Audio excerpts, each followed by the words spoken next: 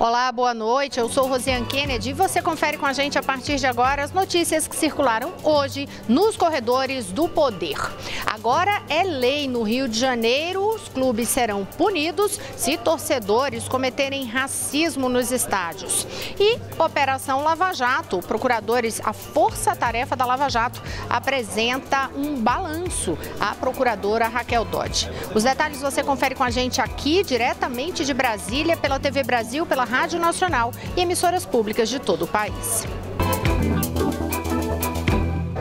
A gente inicia o noticiário hoje, no entanto, falando de um assunto que será um dos principais temas aqui do Congresso Nacional e também do outro lado da Praça dos Três Poderes, ali no Supremo Tribunal Federal, porque é aguardado com expectativa a decisão no Supremo em relação ao que pode ser feito sobre afastamento de parlamentares. A gente lembra que esta decisão está justamente ocorrendo no momento em que se discute o afastamento do senador Aécio Neves, do PSDB. Houve essa determinação de afastamento dele e aí o Senado Federal decidiu se manifestar, terminou adiando a sessão para votar se realmente aceitaria ou não este afastamento, mas caberá agora ao Supremo Tribunal Federal decidir de que forma esse afastamento pode ser feito, se de fato, no caso de um afastamento de um parlamentar, Câmara e Senado devem se manifestar em relação aos seus respectivos parlamentares.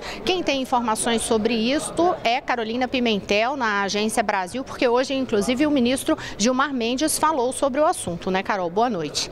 Boa noite, Rosiane. O ministro falou sim, né? Como você antecipou, o Supremo Tribunal Federal vai julgar nesta quarta-feira uma ação direta de inconstitucionalidade que vai decidir se a Corte pode ou não aplicar medidas cautelares alternativas à prisão a parlamentares. O ministro Gilmar Mendes participou de um evento aqui em Brasília e, segundo ele, esse julgamento vai resolver um problema de interpretação da Constituição. O ministro lembrou que o Senado e a Câmara dos Deputados se manifestaram afirmando que afastar um parlamentar é uma decisão das casas legislativas, e então não seria uma decisão do Judiciário. Ainda segundo o ministro Gilmar Mendes, o artigo 53 da Constituição também prevê isso. O ministro falou nesse evento e voltou a criticar recentes decisões tomadas pelo Supremo. Vamos ouvir aí o ministro Gilmar Mendes.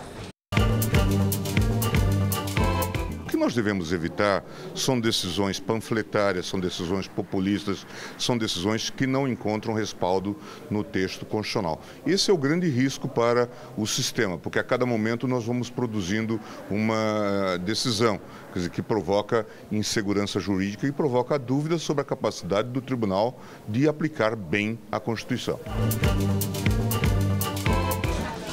E sobre essa questão de afastamento de parlamentares, quem deve decidir, a advogada-geral da União, Grace Mendonça, encaminhou ao Supremo um parecer em que defende que a Corte, o STF, não pode determinar a aplicação de medidas cautelares de prisão preventiva contra parlamentares. A advocacia argumenta que se o artigo 53 da Constituição veta expressamente a prisão preventiva de parlamentares, com exceção nos casos de flagrante de crime inafiançável, não se poderia então aplicar as medidas cautelares. Bem, e o resultado desse julgamento marcado para quarta-feira do STF vai ter assim uma repercussão direta no caso do senador Aécio Neves, ele que foi afastado do mandato depois de uma decisão da primeira turma do STF. Os ministros também determinaram que o senador deve permanecer recolhido em casa pela noite. Aécio Neves foi denunciado pela PGR pelo recebimento de propina de Joesley Batista e o senador nega essas acusações. Bem, na última semana, o Senado chegou a convocar uma sessão para analisar e tentar reverter essa decisão do STF sobre o afastamento de Aécio Neves. Mas os parlamentares decidiram aguardar, então, o resultado desse julgamento de quarta-feira para, então, tomar uma decisão. Rosiane. Obrigada, Carolina Pimentel. E como eu ressaltei, né, no começo do jornal, este é um dos principais assuntos na pauta, não não só do Supremo Tribunal Federal, mas também em relação à expectativa aqui no Congresso Nacional.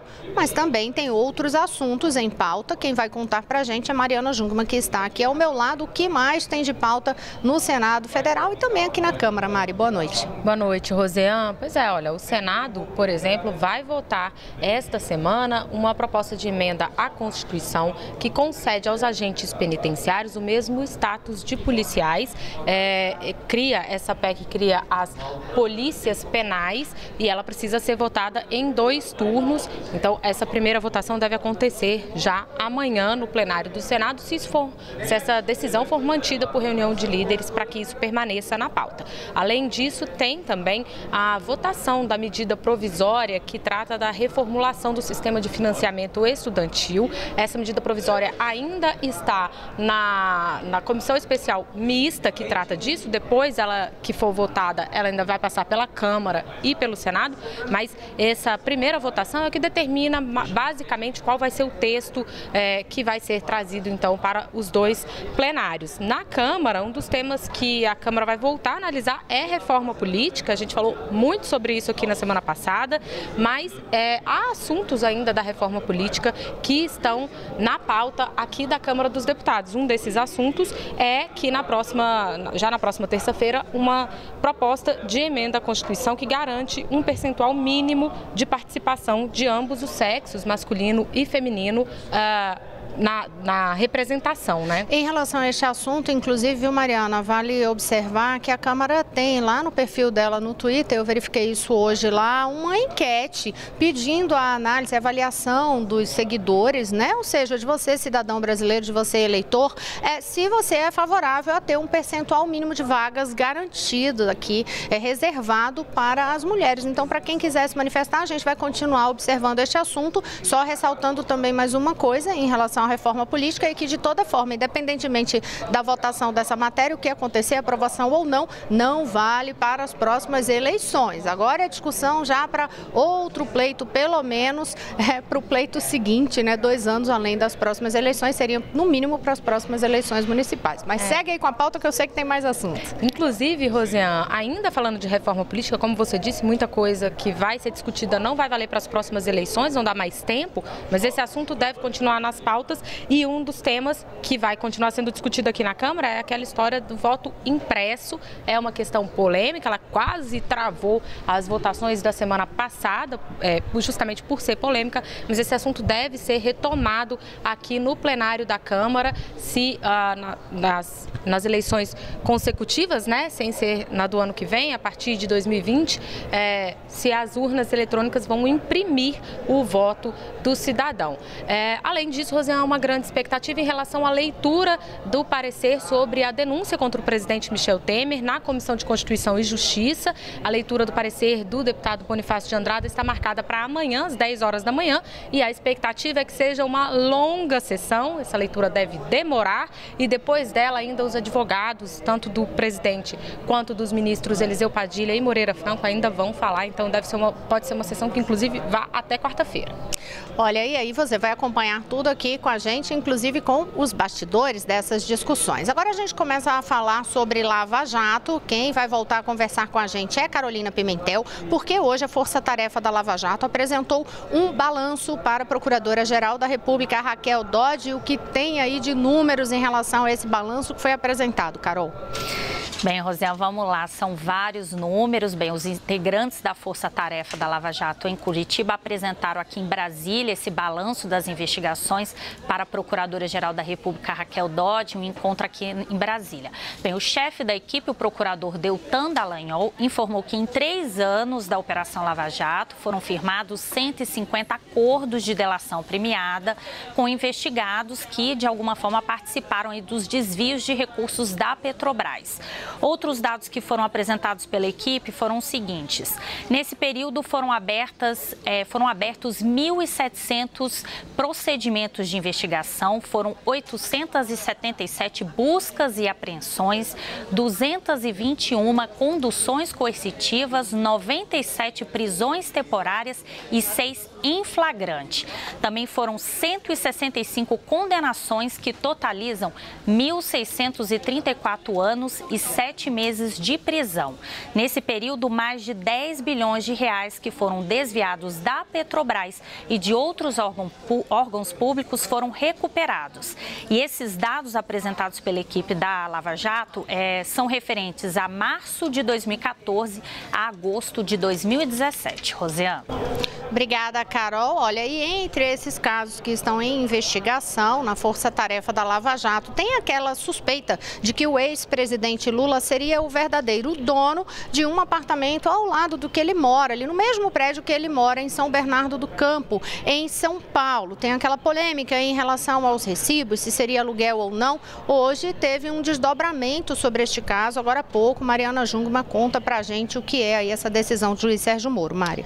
Rosiane, o juiz Sérgio Moro determinou um prazo de 5 dias para que a defesa do ex-presidente Lula apresente os originais dos recibos, dos 26 recibos que comprovam o pagamento de aluguel neste apartamento de São Bernardo do Campo. A gente lembra que na semana passada o Ministério Público apresentou um incidente, como se chama no termo jurídico, questionando os recibos e alegando que eles são ideologicamente falsos. Então, o juiz Sérgio Moro concedeu esse prazo de 5 dias para que a defesa do ex-presidente se manifeste, apresente os originais, Rosiane, e inclusive abriu a possibilidade de que outros interessados no assunto possam também se manifestar dentro desse prazo de 5 dias. E em relação a isso, não a decisão específica de hoje de Sérgio Moro, mas em relação a essa acusação feita pelo Ministério Público Federal, a defesa do ex-presidente Lula tem se manifestado dizendo que já apresentou o documento e sim apresentou quitação em relação ao aluguel desse apartamento.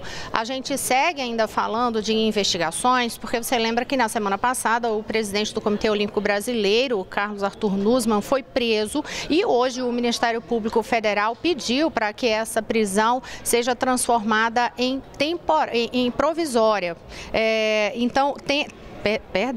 Transformar em temporária, porque se ela for convertida, hoje seria temporária. Estou fazendo confusão com os termos, mas enfim, eu vou explicar de novo, porque senão aí até vocês vão se confundir também. Ele foi preso numa prisão temporária, que venceria hoje, com um prazo de 5 dias. Aí hoje, o Ministério Público Federal apresentou um pedido para transformar isso em prisão preventiva. E aí, transformando em prisão preventiva, ela ficaria por tempo indeterminado. A gente lembra que Nussmann é suspeito de participar de um esquema de corrupção para que o Rio de Janeiro sediasse as Olimpíadas, as Olimpíadas no Rio de Janeiro. Então, neste caso, houve essa manifestação hoje e caberá ao juiz no Rio de Janeiro decidir em relação a isso. Por falar na prisão de Nussmann, eu conversei, e hoje é segunda-feira, dia de conversa com Rosiane Kennedy, eu conversei com a ex-nadadora Rebeca Guzmão, que foi banida do esporte ali com suspeita de doping. E na conversa ela falou inclusive sobre o que é que ela sentiu quando viu ali Nussmann sendo preso, porque Rebeca alega que foi vítima de perseguição quando estava ainda neste mundo olímpico e entre os que ela diz que teriam perseguido estaria ali nas declarações de Rebeca Guzmão justamente Nussmann. Então nesta conversa de hoje, que vai ao ar logo mais às 9h30 da noite, Rebeca Guzmão, entre outros pontos, fala sobre o que sentiu ao ver Nussmann preso. Mas ela fala também de outros assuntos. Confira um pouco do que é esta conversa hoje. Rebeca Guzmão foi uma das principais nadadoras do país, mas acusada de doping, foi banida do esporte e teve de devolver as 4 medalhas que conquistou nos Jogos Pan-Americanos. Hoje é personal trainer, colunista e palestrante e conta a sua história no livro Virada Olímpica, a carreira, a queda e a superação. Neste bate-papo, ela também fala da relação entre esporte e política. O esporte ele é muito político também, né? A gente vê a política hoje muito suja, né? O que vem acontecendo, mas o esporte ele é um meio político. É muito bonito ali para quem está na arquibancada. Quem está na plateia sempre tudo é bonito, o espetáculo sempre é bonito. Mas para quem está nos bastidores a gente sabe que não é, a gente sabe como funciona. E o esporte é um business também. Então quando você mistura política com business é muito complicado. No próximo bloco, a gente segue no noticiário e traz informações, inclusive, sobre uma honraria do governo brasileiro, aquela professora que morreu naquela tragédia em Minas Gerais. Daqui a pouquinho eu volto já.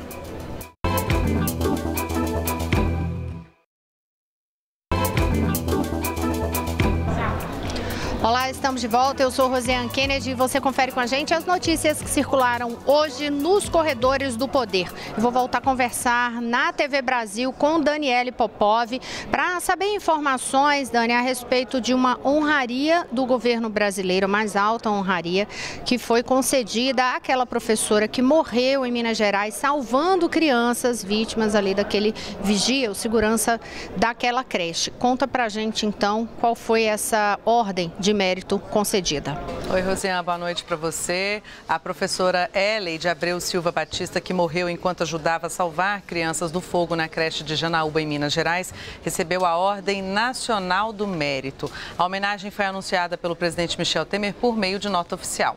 Segundo o texto, a Ordem do Mérito é concedida a pessoas que deram exemplos de dedicação e serviço ao país e à sociedade brasileira.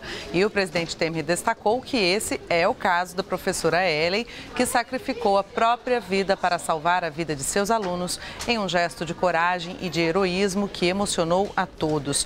Também, por meio de sua conta no Twitter, Michel Temer lamentou a morte da professora, que pôs a própria vida em risco para ajudar as crianças. Ainda segundo o presidente, a coragem de Ellen impediu uma tragédia maior e seu ato não será esquecido pelos brasileiros. E hoje foi confirmada a morte de mais uma criança vítima do ataque à creche em Janaúba. Agora são 11 mortos da tragédia, 9 crianças, a professora Ellen e o autor do crime, um vigia que trabalhava na escola. Rosiane, eu volto com você. Obrigada, Daniele Popov. Olha, sobre este assunto que tem gerado uma mobilização muito ampla, inclusive, para pedido de apoio às vítimas, aos familiares das vítimas.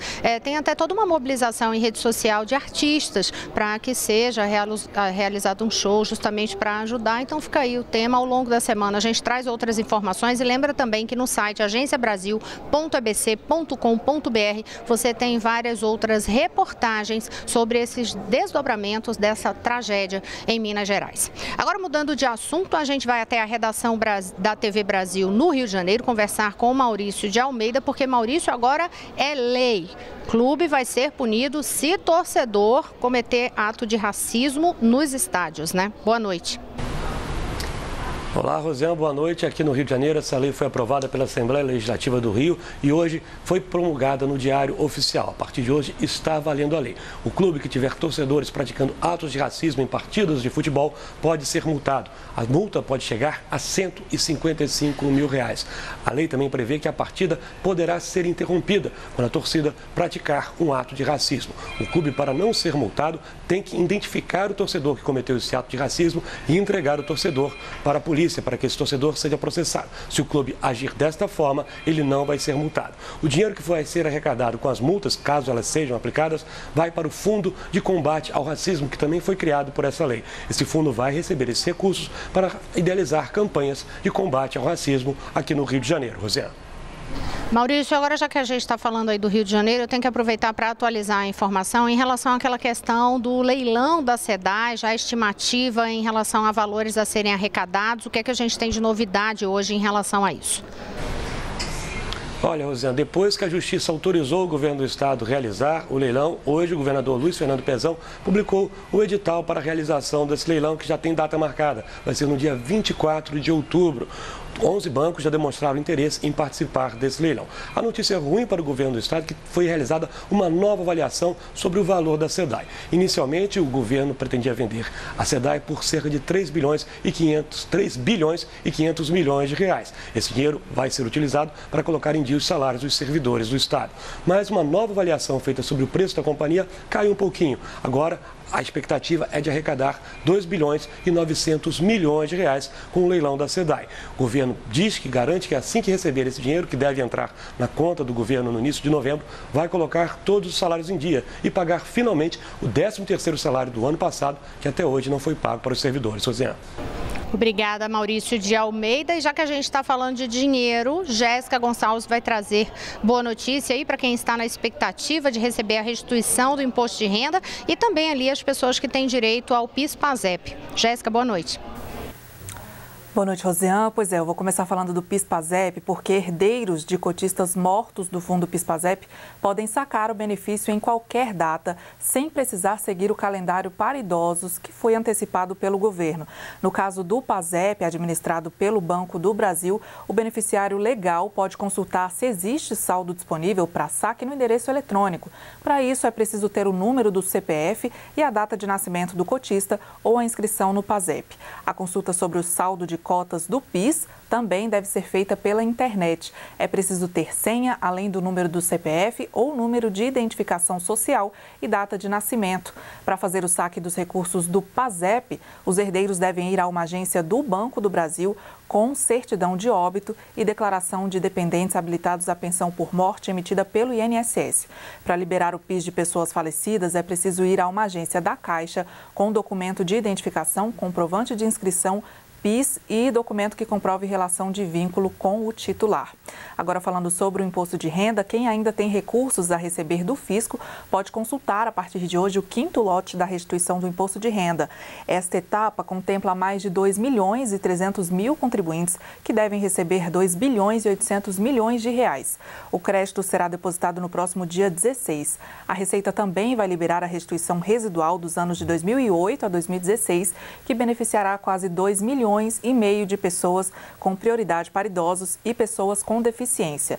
Para o contribuinte saber se teve os recursos liberados, basta acessar a página da Receita Federal na internet ou ligar no telefone 146. Se os recursos não forem depositados na conta, o contribuinte deve entrar em contato pelas centrais de telefone ou qualquer agência do Banco do Brasil. Rosiane.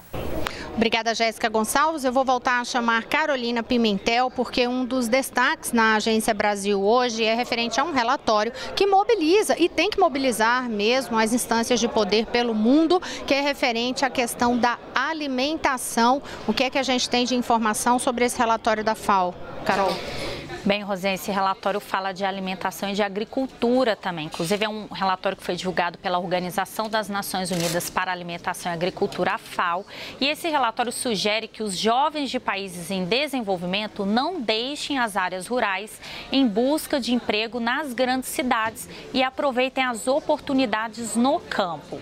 De acordo com a FAO, quem vive em uma área rural e acaba se deslocando para uma grande cidade corre um risco muito maior de se juntar à população urbana pobre, em vez de encontrar aí um caminho para sair da pobreza. Ainda segundo a FAO, a urbanização representa uma oportunidade de ouro para a agricultura desenvolvida no campo, principalmente para os pequenos produtores. Mas para que isso aconteça, é preciso que esses pequenos produtores tenham condições de dar conta da demanda que surge aí nos mercados urbanos. É com você, Rosiane. Obrigada, Carol. Olha, hoje, segunda-feira, também é dia de Diálogo Brasil. E o tema do Diálogo Brasil hoje a ser debatido é justamente sobre as questões de desigualdade no país. A gente confere agora um pouco do que vai ser esse debate. Por que continua essa desigualdade socioeconômica? Como ela se reproduz ao longo do tempo? Ela se reproduz porque existem instituições que estão estruturadas para reproduzir essa desigualdade. Né? E quando a gente olha para a desigualdade racial, a gente vê isso maravilhosamente bem. Por quê? Porque os negros estão sempre lá embaixo, porque no Brasil ainda é muito difícil que pessoas que nasçam pobres consigam realmente ter uma ascensão social de longa distância. Geralmente as pessoas estão muito perto do ponto de partida delas. E isso é um problema na nossa sociedade. O problema do Brasil não é renda. O problema no Brasil não é renda. O problema no Brasil é a concentração. O problema no Brasil é a distribuição. O problema nosso não é renda. Um país com a dimensão que nós temos, um país com a estrutura que nós temos, um país com os recursos que nós temos, a questão nossa não está nessa dimensão da existência ou não de forças produtivas que possam fazer girar a economia desse país. O país está nesse fato de que uma minoria extremamente perversa, ela domina, ela controla esses recursos. O Diálogo Brasil vai ao ar às 10 horas da noite e hoje você vai acompanhar esse debate aí que foi intermediado pela jornalista Soane Guerreiro. 10 horas da noite. Acompanhe aqui na nossa programação. Agora eu chamo novamente Daniele Popov para saber o seguinte, tem mais médicos aí atuando no país, né, Popov? Verdade, Rosiane. Cerca de 1.400 médicos intercambistas, ou seja, médicos brasileiros que se formaram no exterior, começaram a atuar hoje em unidades básicas de saúde em todo o país por meio do programa Mais Médicos. São Paulo, Rio Grande do Sul e Paraná são os estados que mais vão receber profissionais. São aproximadamente 800 municípios de 25 estados e o Distrito Federal que vão receber esse reforço. Somando aos profissionais com diplomas do país, já são 8.316 brasileiros no Mais Médicos, o que representa 45,6% do total. Segundo dados do Ministério da Saúde, o número de médicos brasileiros participantes do Mais Médicos aumentou 44% em menos de um ano. Criado em 2013, o programa Mais Médicos ampliou a assistência na atenção básica, fixando médicos nas regiões com carência de profissionais. O programa conta hoje com 18.240 vagas em mais de 4.000 municípios e 34 distritos sanitários especiais indígenas. Cerca de 63 milhões de brasileiros são atendidos pelos médicos do programa. Rosiane. Obrigada, Daniele Popov. Olha, a gente tem um noticiário ainda bastante extenso na Agência Brasil, você sabe, agenciabrasil.abc.com.br. Eu vou destacar aqui algumas das notícias que você pode conferir lá com vários detalhes. Começaram hoje as inscrições no Enem para presos e jovens sob medida socioeducativa. Os empregados dos Correios voltam ao trabalho e o serviço deve se normalizar em até 5 dias. Você tem informação a respeito também de um estudo da ANS que mostra que com o envelhecimento da população, os planos de saúde estão ficando mais caros. Amanhã a gente traz outras notícias nos corredores do poder. Boa noite a todos.